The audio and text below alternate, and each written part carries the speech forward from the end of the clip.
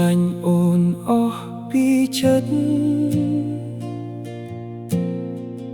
គិតថានឹងបានរួមភ្លឺ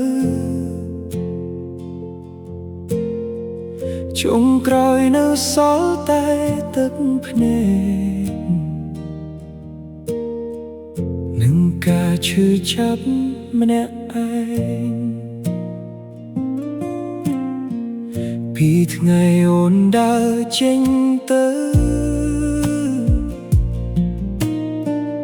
បេះដូងបងមិនដូចមុនមុខធ្លាប់ញញឹមស្នាមប្រែជាការឈឺចាប់មិនមែនបងលែងជឿក្តីស្នេហ៍គ្រាន់តែបងខ្លាចឈឺចាប់ម្ដងទៀតអ្នកថ្មីគេលោចូលមកស្នេហ៍តែបងក៏នៅស្ទះស្ទើរខ្លាចប្រវត្តិសាស្ត្រវាឈឺកើតឡើងដងទៀតចិត្តមួយដែលធ្លាប់ខូចចិត្ត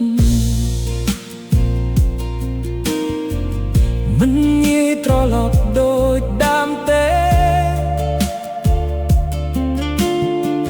ត្រូវការពេលវេលានឹងមើលថែ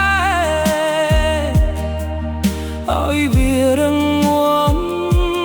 ឡើងវិញស្រឡាញ់តិចចេតមិនសូវឈឺតែបេះដូងមិនចេះតែធ្វើបែបនោះបើស្រឡាញ់គឺស្រឡាញ់អស់ពីចិត្តហើយពេលបែកគ្នាក៏ឈឺអស់ពីចិត្តបើថ្ងៃណាបានជួបមនុស្សស្មោះបងនឹងហ៊ានសារភាពស្នេហ៍បើកបេះដូងកំសត់មួយនេះម្ដងនេះ